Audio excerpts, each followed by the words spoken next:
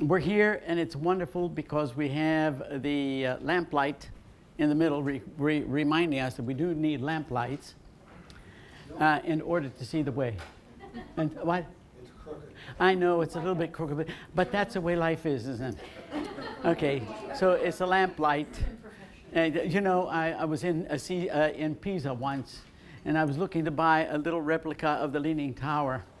And I went into one of these places, and the guy is, we're talking together, and he said, well, what would you like? I said, I want one of those. He says, you see that? He says, let me see how he put it. He said, our world is so distorted, even that looks straight. And I think that's pretty good. What we were talking about this morning in both of those presentations is the necessity of continuity with novelty. Now, where do you think I got those words? From Father Ben. That would be, yeah, I'd say that. But who really wrote this down? He said it another way. Who do you think said that? Benedict XV, and Paul VI, and John Paul II. Pardon me? And Jesus, yes. And particularly the Holy Spirit tells us that you need both. You need continuity, and you need novelty. When Benedict was going to give a talk on the Second Vatican Council to the Italian bishops, everybody was speculating that he was going to undo everything, all of the terrible things that the Second Vatican Council had done. And he says, I don't come to destroy anything. I come to accept the Second Vatican Council and recognize what John the 23rd said to us when he opened the council in 1962. We have to hold on to this great tradition. And we have to be able to know how to take the novelty in its interpretation, in its understanding, and everything that it stands for into the 20th century and into the 21st century. So I'm going to ask you to be kind of schizophrenics. As faithful citizens, we have to be both conservative and liberal. How about that? We have to be conservative over here because we know what we have to hold on for continuity. And we have to be liberal in the way that we understand it and we distribute it to people. This is our task. And this can only be done in community. So today, as you see, what do you notice about me today? No blacks on. Did I do this just because it was going to be more comfortable? That's one reason. But the real motivation is that I want to show the democracy of our call. That ours is a democratic call through baptism, which is the fundamental sacrament for all of us, in which we all share in the priesthood, the leadership, and the teaching offices of Christ. We all share that. So that in the church, we have a diversity of vocations and roles, but there is no precedence of who's better than whom. There is an equality in our baptism. And we have to hold on to that. And it's precisely in that call that we have to find our voice in this thing which we call dialogue with life, dialogue with existence, dialogue with every level of our being. So there are two things I'm going to do this afternoon, hopefully. One is to look at American culture from the point of view of dialogue and how dialogue is central to this experiment in a democratic republic. Without it, it fails. With it, it is strengthened. So we're going to do that first of all. Secondly, what we're going to do is we're going to look at the Second Vatican Council, its vision of the church and dialogue as a central element in not only the church, but as the central way for the church to be in the world. And in looking at through both the cultural structures and the ecclesial structures, we're going to see meeting points and hopefully some place which will allow us to integrate our faith with our citizenship and ultimately bring faith and participation in a democratic republic to the fullness of citizens of heaven. Okay? So we're off and running. You'll see that a citizen is one who is entitled to rights and privileges of a free person in a society, one who owes allegiance to a government. Now, citizenship has been interpreted in many different ways. In Greece, it was only limited to men, and men who had property. Slaves could not be citizens. In Rome, it was the same thing. You could acquire citizenship, as Paul's ancestors did at some point, because he was a citizen of Rome and he asked to be heard by the courts in Rome. We can be naturalized citizens. We can be born into a society. But when we have citizenship, we are entitled to rights and privileges of a free person in society. Now, there's only one word that is lacking in that definition, which I took from Merriam-Webster, and that is rights and privileges and responsibilities. And responsibilities, because there is no freedom without responsibility. To be a person in society means that we are free to respond. Free to respond. We have the ability to respond freely to life as we live it together in society. And one who owes allegiance to a particular form of government. Now, before I get on with the rest of my comments, I want to know did we all study the founding documents? Did we all go through that in school at some point? Okay, and what do you think about what happened in 1776 and 1787? What do you think about all that? What's your perception of what happened there? It happened, the country was established, and we went on. Well, there were a group of special men. Group of special men came together, that's right. Pardon me? Pardon me? They argued a lot, okay. In Philadelphia, hot, humid Philadelphia. If you've ever lived in Philadelphia, it's like Houston in the summertime, okay. Yes, Maureen? More conflict from their wives than we heard about. That is very true. And particularly from Abigail and her correspondence with John, and that wonderful correspondence of letters. If you haven't read them, you should go and read them, because she really had an impact on helping him have his emotions rather than his emotions having him in these discussions. It was great. What else? Yes? They were committing treason. They were committing treason. Okay, so they're making a knowledgeable stance on committing treason. Because? No, but why are they committing treason? I mean, that's the reason they're going to commit it. But why is it treason? Because they were subject to the crown. They're going against the king. They're going against the crown. Okay. So in this going against the crown, committing treason, because they hadn't, they had taxes imposed upon them. What is happening in 1776?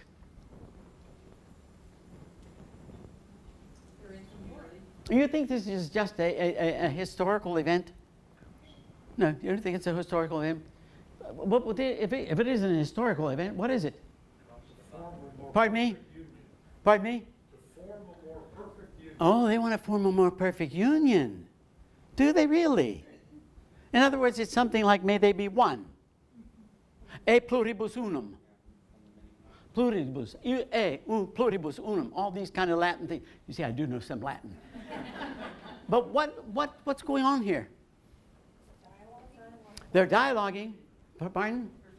They're forming a community. They're forming a people, actually. A people.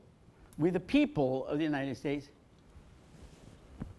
Let me ask you this question. Do you think that the Holy Spirit had any role in that whatsoever?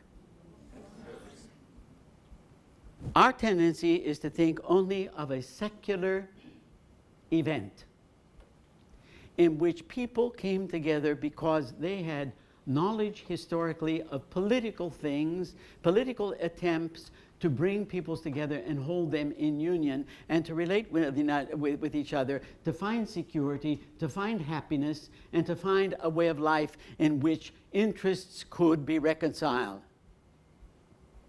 That's not the way I look at this. I think this is one of the most critical moments in which the same spirit that affected Cornelius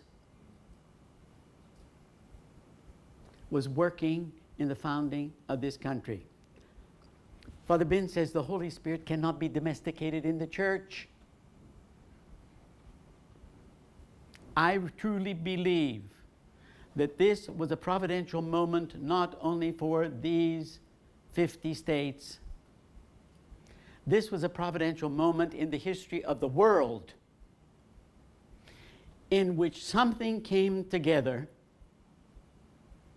which heightened the equality of people. Naturally, that had to go over the dialogue of a century and a half before they really got equality. But it was the beginning of the dialogue in which they saw equality and freedom and justice and happiness and the way and the elements that had to come together to help people be happy and have security. Yes? I think French tried it, but I think the problem there was it was all secular. Not just secular. They weren't holding on to the past. The French wanted nothing to do with continuity. They wanted to wipe out continuity, both of the church and the king. Get rid of the ancient regime. Why? Because in France, 95% of the property was in the hands either of the church or the nobles. Nobody else could have property. But in England, people could own property. And when we say in the Declaration of Independence, we have these inalienable rights of life, liberty, and the pursuit of happiness, Thomas Jefferson put in happiness instead of life, liberty, and property, which was John Locke's way of talking about how to live in society.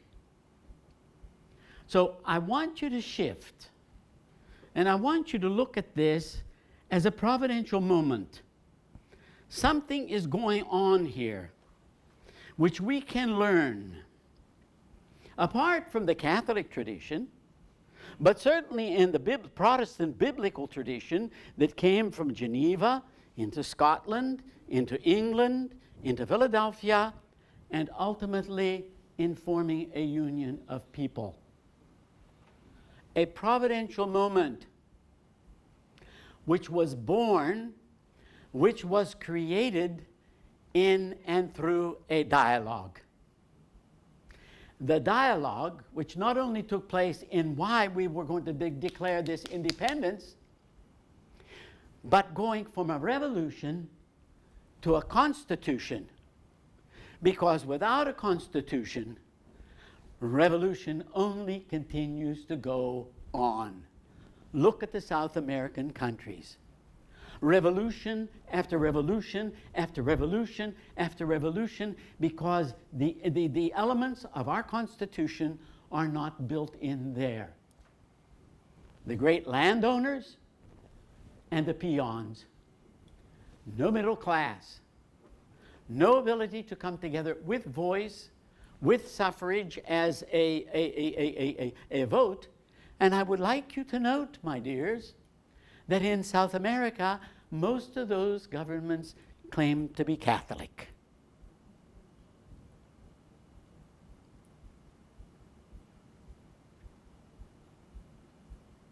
Did the Good Samaritan speak to the Jewish community about the action of God in the Samaritan's life, taking care of this man beat up along the road, when the Jewish priest and the Levite walked by because they were holding on to the lampposts? He was dead. I don't want to be considered ritually impure. I can't go over there and touch him. And Jesus says, look at the Samaritan. He's outside of our tradition. He's outside of what should be our continuity. And he is bringing the novelty of the interpretation to us. I really believe that these United States were a providential moment of a unique gathering of men at that time whose voice now has carried over to speak to the world and show them why participation in a democratic republic can bring us happiness and it can bring us security. That's my thesis. I love this country. I am proud to be a citizen of this country.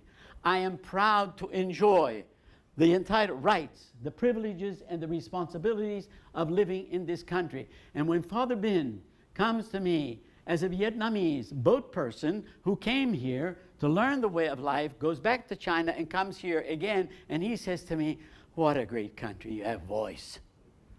I say, thank you, God. Thank you, God. So let's hear about some of these men who were gathered at that time, all right?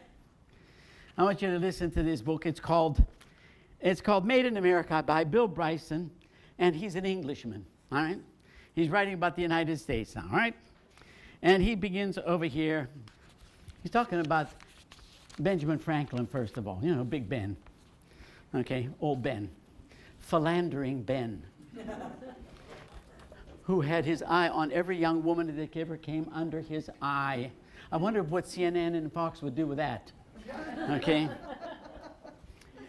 He says, so used are we regarding Franklin as a sage and a mentor that it will come as a small shock to realize that he was not much venerated in his own day. John Adams, for one, detested him. These are people who are going to dialogue. He detested him. After Franklin's death in 1790, so little was his loss felt that the first edition of his collected writings did not appear until 28 years later. His autobiography aroused less interest still and did not appear in an American edition until 1868. 78 years after he died and long after it was published. At the time of the Constitutional Convention, 1787, Franklin was generally held to be, at best, of no real account. At worst, little more than a doddering old fool. His infrequent proposals to the convention that the President of the United States should not be paid a salary and that each session should be started with a prayer were always roundly defeated.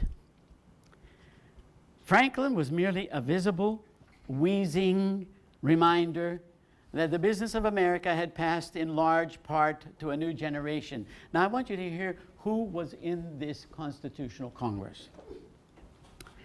With the principal exception of 55-year-old General Washington. 55. You know, when we see those pictures of him, he has that powdered wig on, we think of about 80, right? At least I did as a kid. 55. The delegates were strikingly youthful. 5 were in their 20s. And most of the rest were in their 30s or 40s. James Madison, author of the Constitution, was 35. And Alexander Hamilton, an import from Jamaica, or one of the islands in the Caribbean, a half-breed, came to the United States, was 32. South Carolina's baby-faced Charles Pinckney was just 29. But to enhance his air of extreme youthfulness, he vociferously insisted he was but 24. The oddest and least prepossessing figure of all was perhaps the most important, James Madison. Nothing about the young Virginian bespoke greatness. He was almost ridiculously short, no more than a half a bar of soap, in the words of one contemporary, squeaky voice, pale, shy, and neurotically obsessed with his health. But he had the towering intellect, and he tirelessly shunted between rival factions, squeezing and cajoling compromise out of often obdurate delegates. No one else did more in that long, hot summer to make the Constitution a reality. This puts flesh on it, doesn't it? When you go to Philadelphia and you go to the museum, for the Constitutional Museum, they have life-size bronze statues of every one of the participants in the Constitutional Congress. And by the way, when they left, they didn't think it was any big deal. They didn't expect it to last. They thought it'll get on for a little while. You know, we had to do something about the Articles of Confederation. You know, how are we going to raise one army to protect us all, or should each state have its own army? And by the way, you know, we have to protect the individuality of these states. North Carolina certainly is not going to talk to Philadelphia. And Massachusetts thinks it's the queen of everybody else. What are we going to do with this? How are we going to come together to form this union that's going to assure that we can work towards happiness, pursue happiness, and assure our rights of life and liberty? How are we going to do this? What kind of a government do we need? So, the Constitution of the United States and the forming of a people is a covenanting moment. In fact, Professor Lutz from the University of Houston has done marvelous work on talking about how we went from a biblical covenant to the Compact of Plymouth Compact, Mayflower Compact, to a sense of contract, social contract, to a constitution. He analyzes every constitution of every colony, and he shows how the structures always contain within them this sense of a covenanting moment, which is foedus. Foedus in Latin is the Latin word for covenant, and that's where we get the word federal.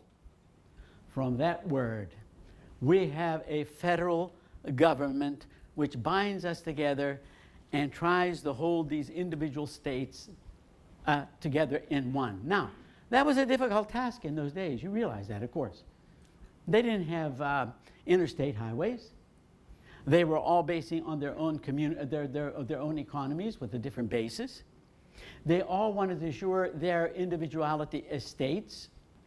And how were they going to relate to the central government? So, in the heat of the summer of 1787, they came together in a constitutional congress.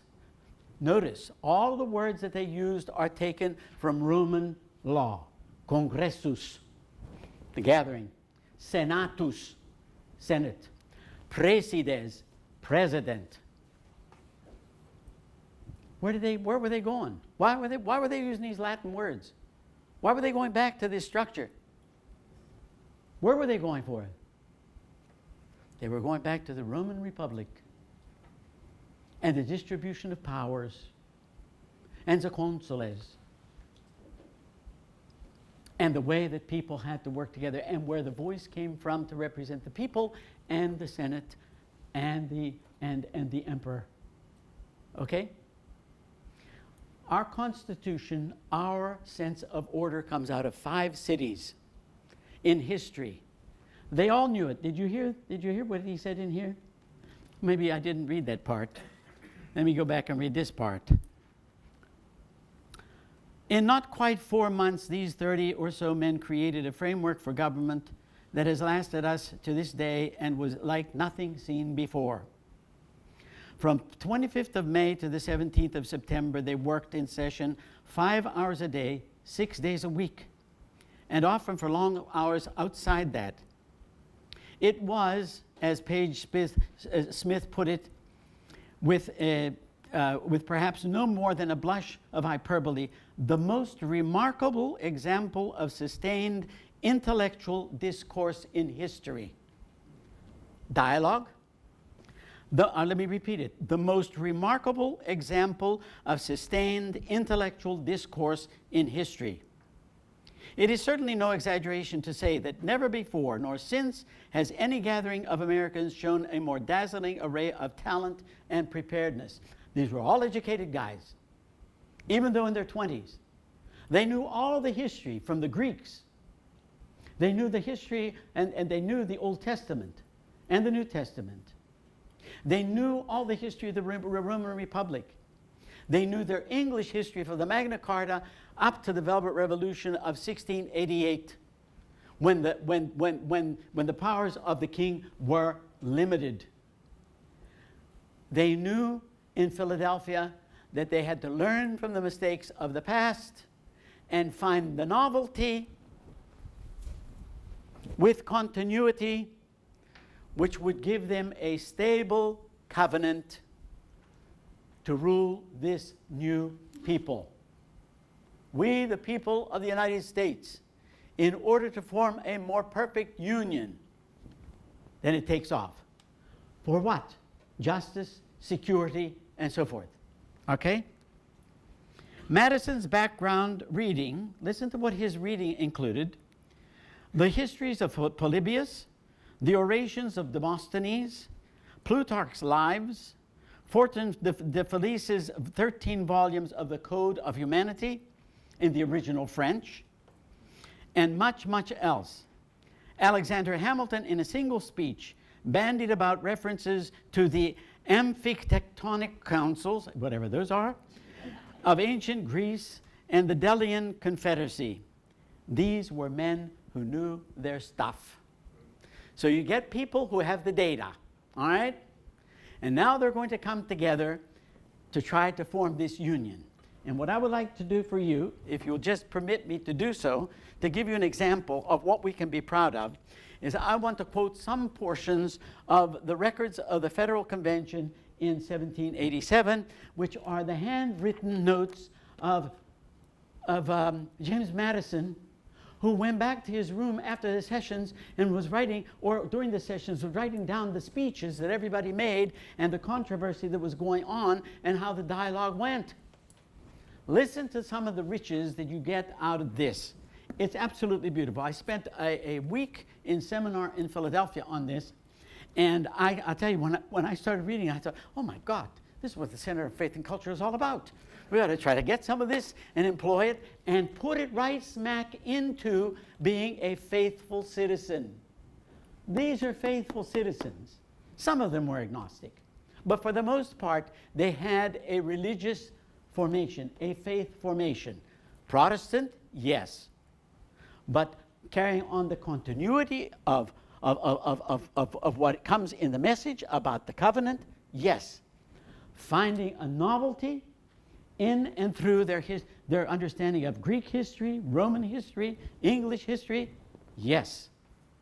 And perhaps shining a light on how we as Catholics can live out our world vision in the context of this wonderful country of ours. But we have to do what they did.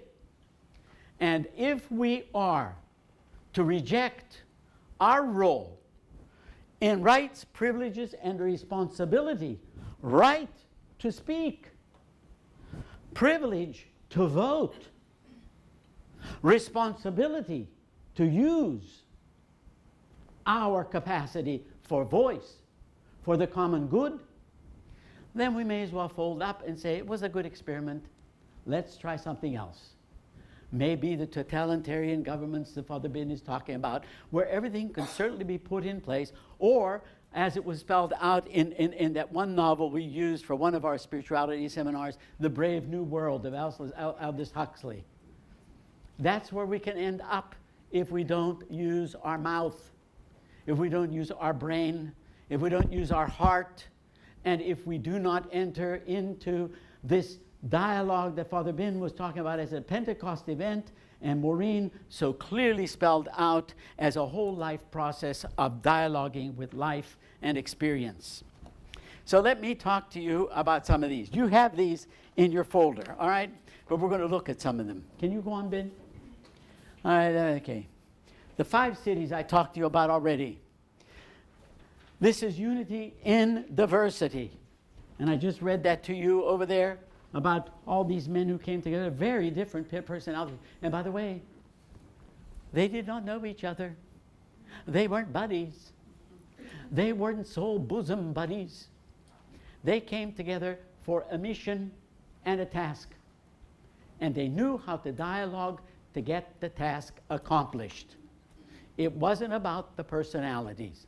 Although you had personality conflicts, let me tell you, and plenty of them. This is another point I wanted to make with you.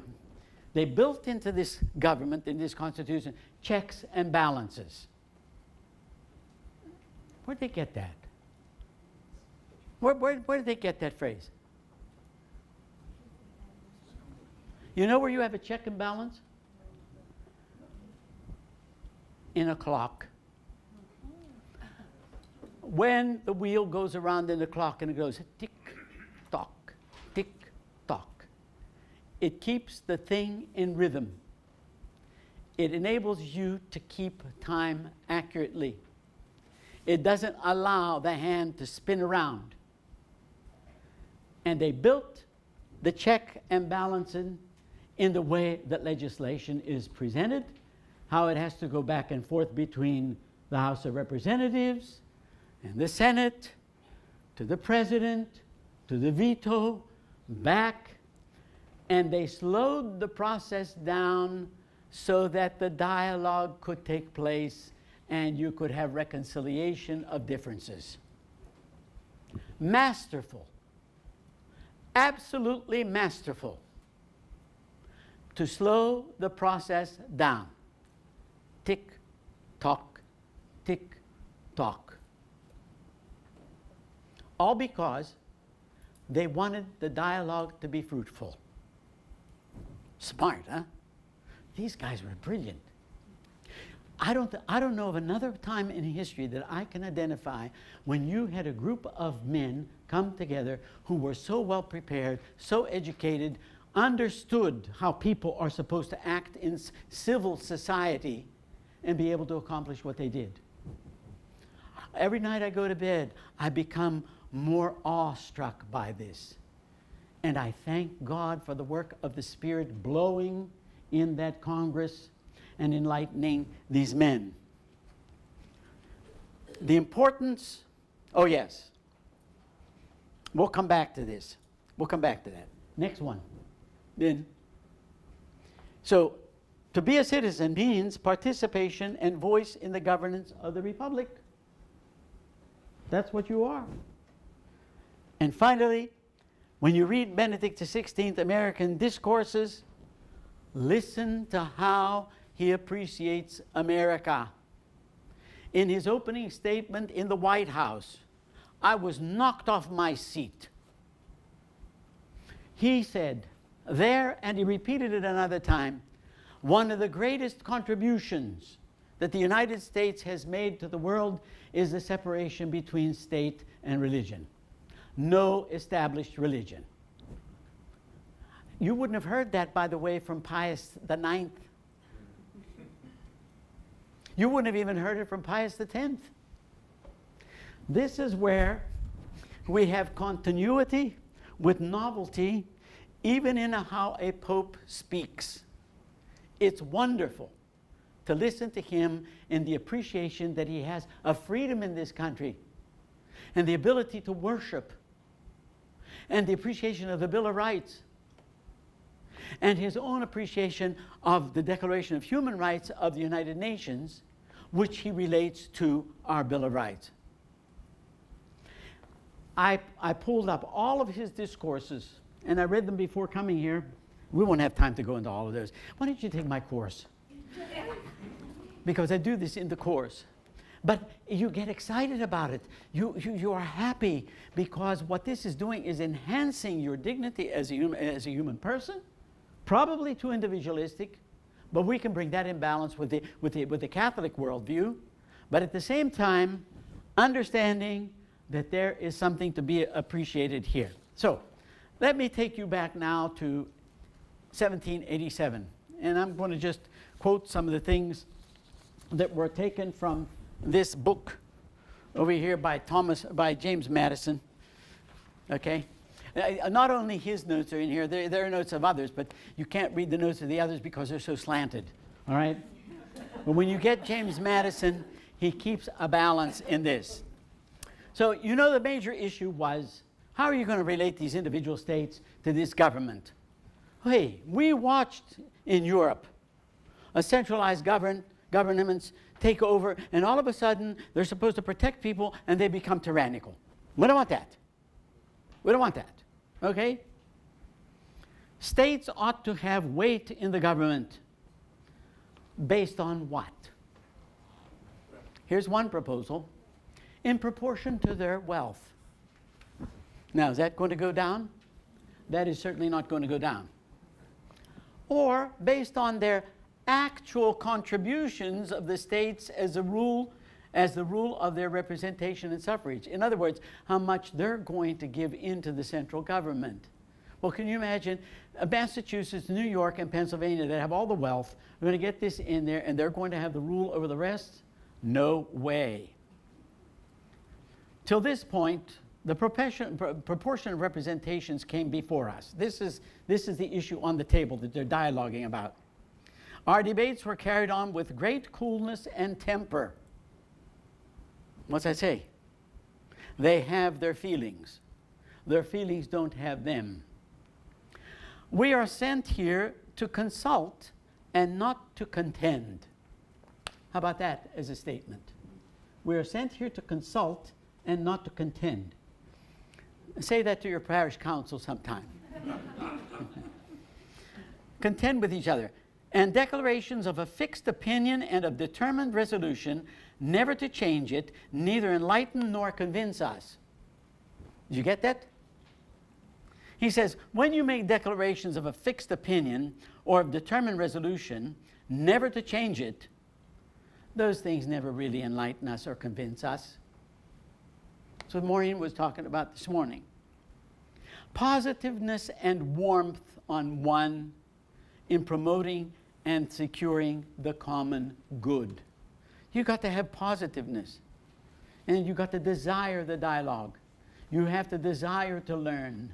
And there has to be a human warmth, even towards those whom you don't like, in securing the common good.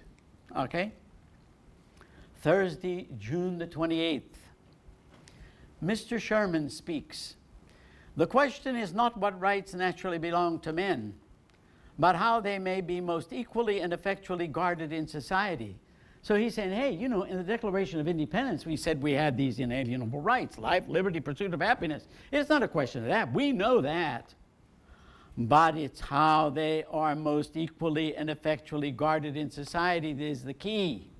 Now, how are we going to do this in this document if this is going to constitute us as a people? Notice, constitution. That means it talks about who you are. Your constitution. What kind of a constitution do you have? How do you act in society? And as I said, the revolutionary moment required the Constitution moment. Without that, everything would just be upside down and in the air all the time, and nothing could come together. Mr. Franklin speaks. We have gone back to ancient history for models of government and examined the different forms of those republics which, having been formed with the seeds of their own dissolution, now no longer exist. And we have viewed modern states all around Europe, but find none of the constitutions suitable to our circumstances.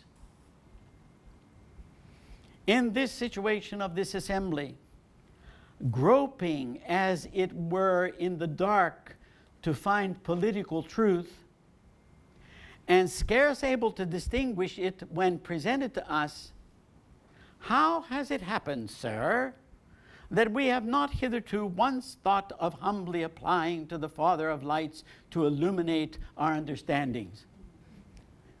How about this? This is Ben Franklin talking. He's saying, hey, you know, we're groping over here. We're looking for the truth. And he says, we're scarce able to distinguish it when it comes upon us.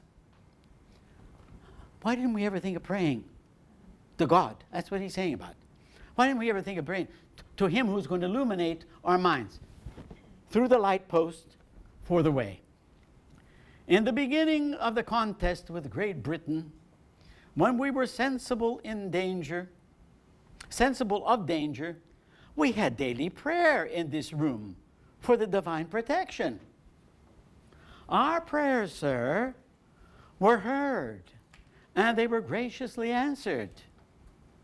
All of us who were engaged in the struggle must have observed frequent instances of a superintending providence in our favor.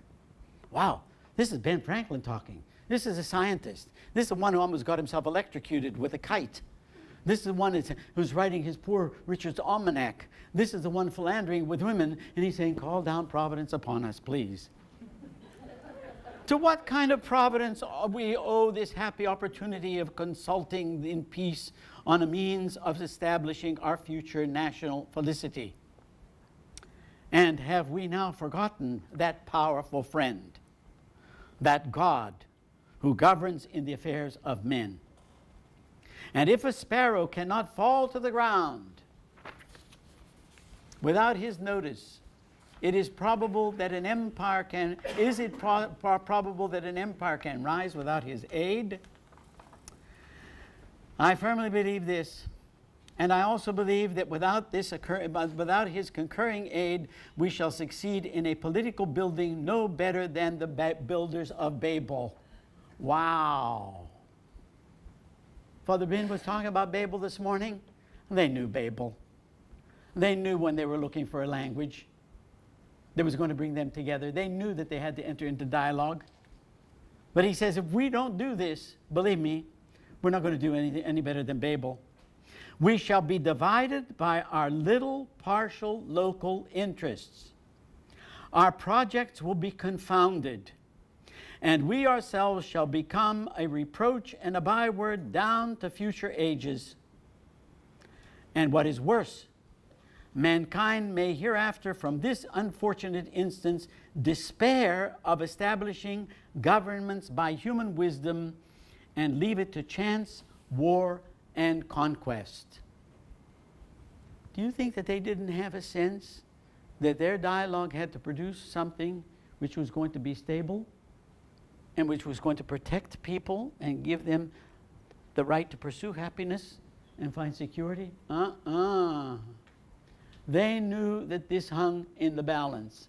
Whatever they did was going to have an impact on the entire world and history. I therefore beg leave to move. He's going to make a motion now. That henceforth prayers imploring the assistance of heaven be held in this assembly every morning before we proceed to business. And that one or more of the clergy of this city be requested to officiate in that service. Now they adjourned without voting on this motion. Do you know why?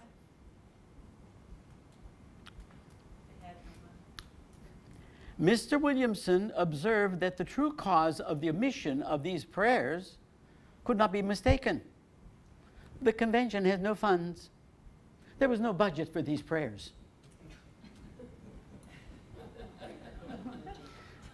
Sounds like a parish council. We have no money. Cut the liturgy out. We can't afford the wine. The host costs too much. You know, those kinds of things. After several attempts for silently postponing the matter by adjourning the adjournment, The adjournment was at length carried without any vote on the motion, and it never came back to the floor. Friday, June the 29th. On the whole, he considered a union of states as necessary to their happiness. Okay? The little states, he thought, had not much to fear. Unequal proportions of the people, as composed in the several states, of an equal voice, would subject the system to the reproaches of evil which have resulted in the vicious representations of GB. So, we go on and we look further.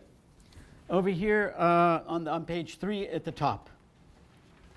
One of the things they were very worried about was this: with an overgrown executive will not long be safe companion. With an overgrown executive, this and a standing military force, this government will not long be safe companions to liberty. The means of defense against foreign danger have been always the instruments of tyranny at home.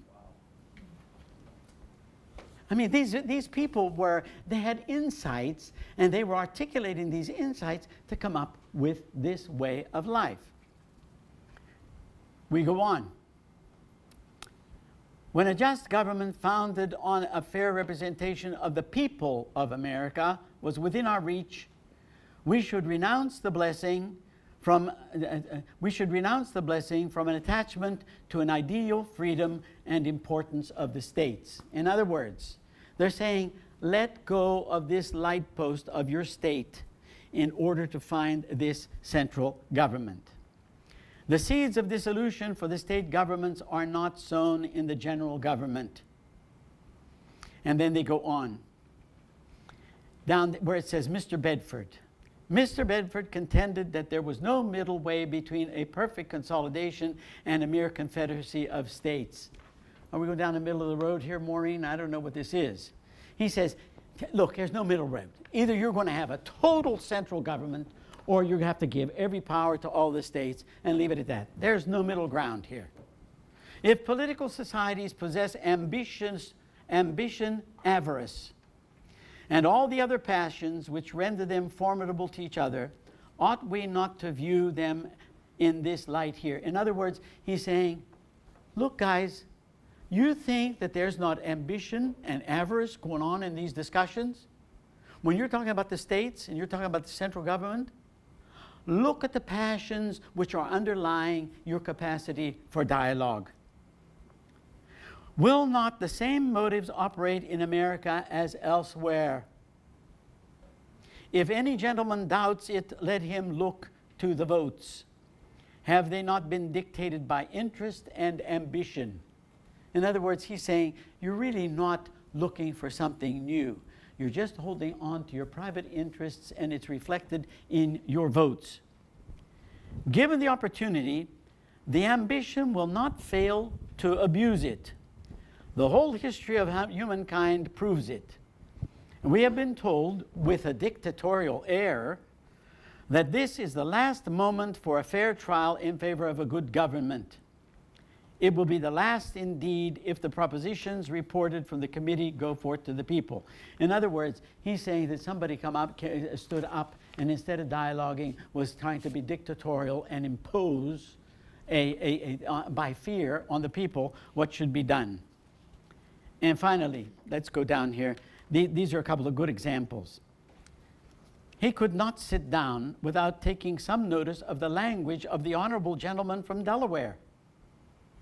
It was not he that had uttered a dictatorial language.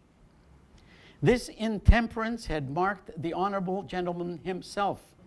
He was grieved that such a thought had entered into his heart on the score of passion. Make sense, Maureen? In other words, people were accusing him of being dictatorial. He stands up and he apologizes. He said, it was just a moment of passion. I was just too sanguine about this thing. It sounds like I'm trying to impose this on you. I'm not trying to do that. I want to be civil in this dialogue. The higher quantum of property is required. A higher quantum of property is required, as states are a collection of individual men. The truth is, It is a contest for power, not for liberty. So they're thinking about power and liberty. Some of the consequences of a dissolution of the Union had been pointed out. And then this line I love. It is a miracle that we were now here exercising our tranquil and free deliberations on the subject. It would be madness to trust to future miracles. Oh, they knew what they were about. This is a turning point in history. And finally, the states and the advocates for them were intoxicated with the idea of their sovereignty. Listen to that. I talked about the ebbrezza, okay? Ebbrezza, the drunkenness, the inebriation with the Spirit. Well, these people were intoxicated with the idea of state sovereignty. The present confederation he considered as dissolving. He lamented that instead of coming here like a band of brothers belonging to the same family, we seem to have brought with us the spirit of political negotiators. Does that put some flesh on what happened in those months? The tensions that went on.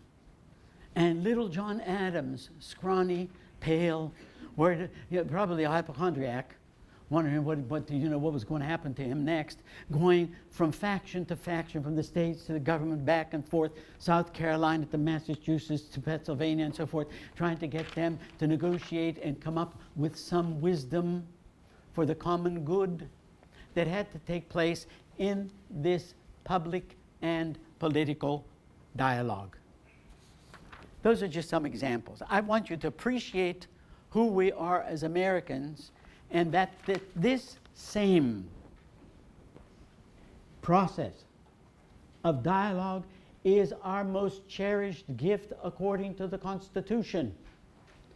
To the extent that we learn how to do it better, we can be faithful citizens in this country. We can look for the common good, to protect the security of all, to respect the equality of each, and to find happiness, or at least accompany each other down the road with the light post, across the crossroads to the destination to find happiness. That's really what it's all about.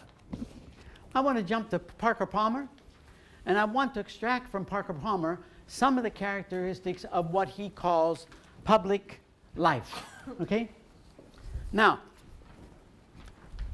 as Americans, we are accustomed to thinking about private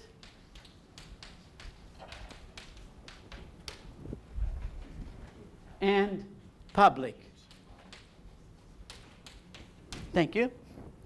And public. But what we mean by public is political.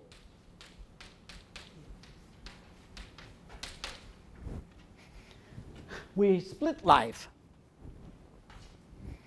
We say, I want my private life. Don't enter into my private life.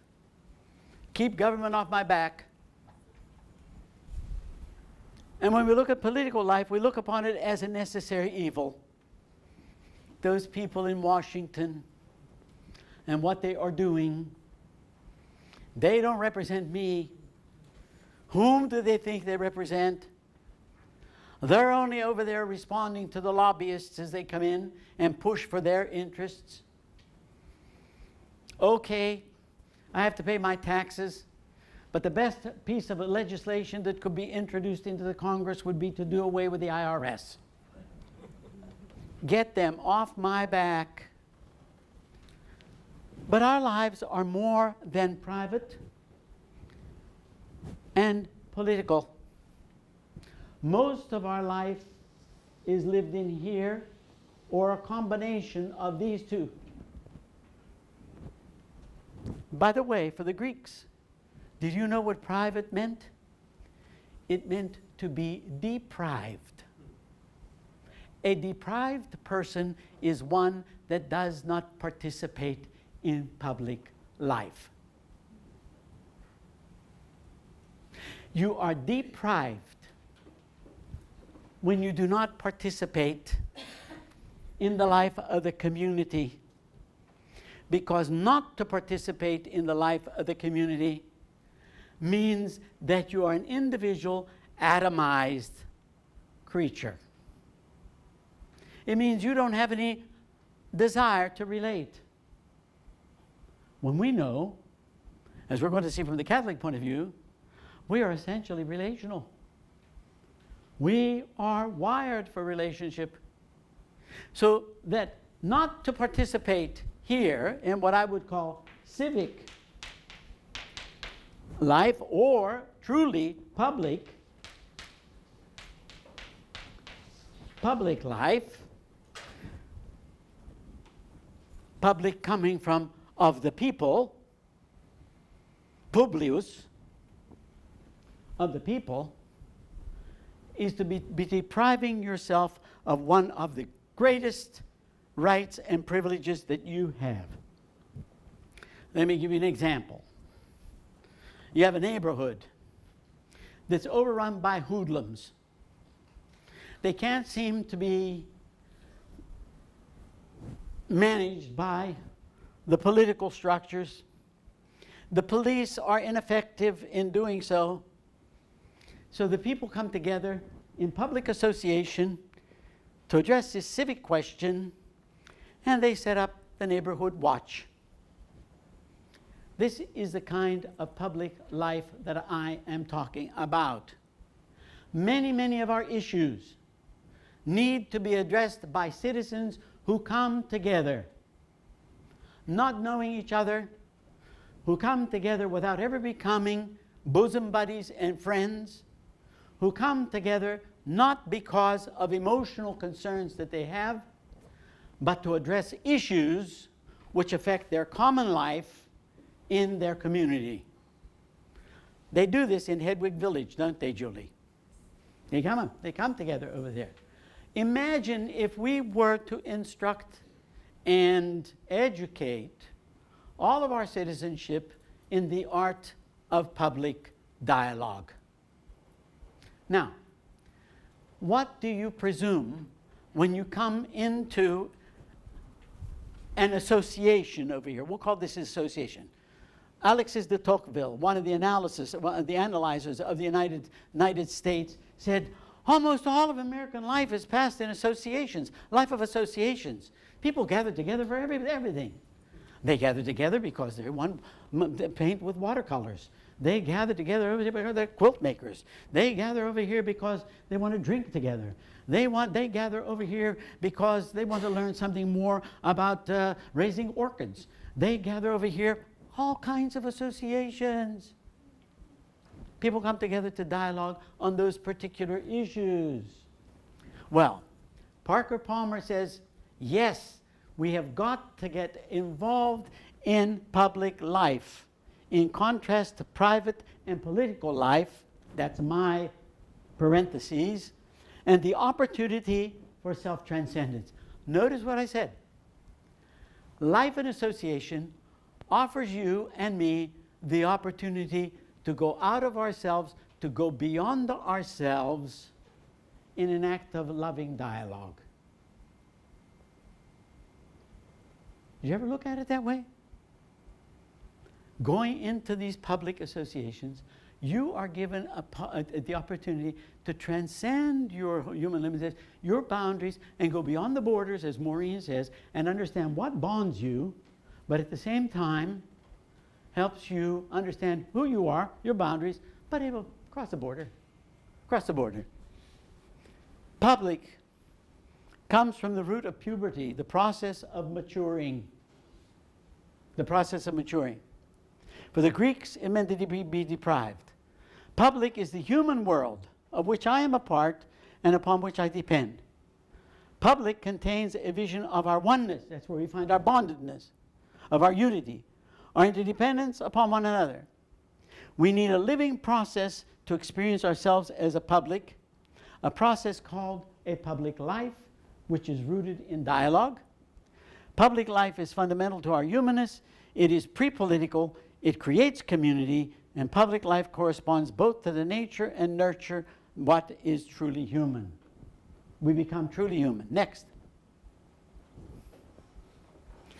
Here are the characteristics of public life, and these are the ones we don't like. All right, this is what we don't like. Neighbors and strangers meet on common ground. Well, we hope that takes place. That's why he calls it a company of strangers. When you enter into public life for discourse and dialogue, don't expect to find people who are your friends. They're strangers. You don't know them. You meet them for the first time. You don't have time to go in all their backgrounds and all their formation, all those kinds of good things to learn about them. You come there for an issue. The fear of the stranger is faced and dealt with. You like to do that? Face your fear of the stranger and deal with it? Oh, this is a bit shaky. I don't know who that person is. What is she saying over there? Why doesn't she shut up? Just interrupting this dialogue that is going over here. All right? In private life, we only meet those like us. Huh? You're going into public life, you're going to meet people not like us. Scarce resources are shared and abundance is generated. Oh, you can have scarce resources, but in the creativity of the dialogue, you can generate an abundance for everybody in the community. You can learn how to do that. Conflict occurs and is resolved, hopefully. Conflict occurs and is resolved. You expect conflict to happen, and you're going to resolve it. This is where life is given color, texture, and drama. When I think of color, texture, and drama, I think of Father Ben. Because his life has such context, color, and drama in it all the time. I mean, every place he goes, it's that. Because you look for it, and you look for the beauty, the diversity, the spectrum. People are drawn out of themselves. It may be that you go into a group and you hear things going on in that group that you can't stand, and finally you burst out with your input. You have been drawn out of yourself. It may be sanguine. It may be too heated, and your feelings may have you rather than you have your feelings, but that's what's going to happen. Mutual responsibility becomes evident and mutual aid possible. Oh yeah, you may be speaking out about your rights, and your privileges, but somebody in the place, in the group, is going to call you to your responsibility as well. Opinions become audible and accountable. Hey, all these people that go in the meeting after the meeting, they spell out all of their opinions. Who holds them accountable? Nobody can hold them accountable. But when you are in the public meeting, you are going to be held accountable. People are going to say, you're totally off base. You didn't see this point over here. Vision is projected and projects are attempted. People are empowered and protected against power. That's what happened in the Constitutional Convention. People were empowered, but they were protected against power. Checks, balances, 3 branches of government, the way the judicial system works, all imperfect, all a human creation, all reflecting the sins of those who put it together, the biggest of which was not to recognize African American black people as human beings and not give them rights. That's the original sin of America. In every Eden, there is an original sin, and that was the sin of this country. They would not face it. Okay, I'm going to stop there. Is that it? How about some talk? Couple minutes talk before we take a break? Yes? You mentioned the 5 cities that they based their ideas on, but you didn't tell us which 5 they were. Jerusalem, the moral order. Greece, the order of the mind, philosophy. Rome, politics and law.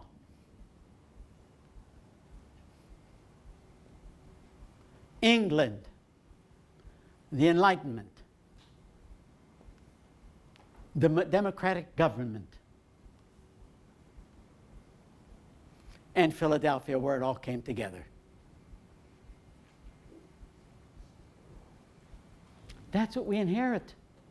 We inherit, and it's in our Constitution, 2,500 years of history.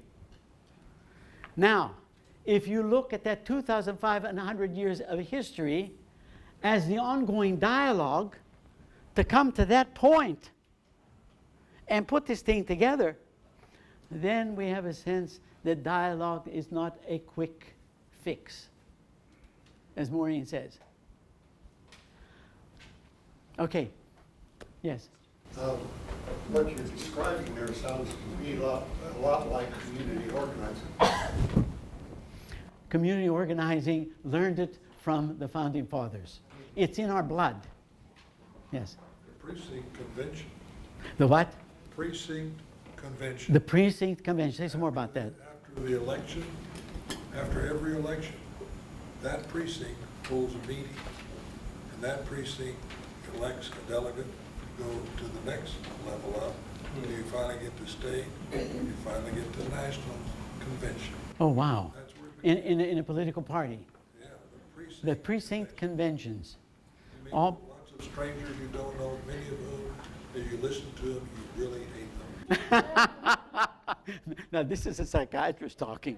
Yeah. At that point, you can submit resolutions to form the party platform. Oh, I see. That's how you build the platform. Take some planks up there. Oh, yeah, absolutely. Absolutely. Maureen?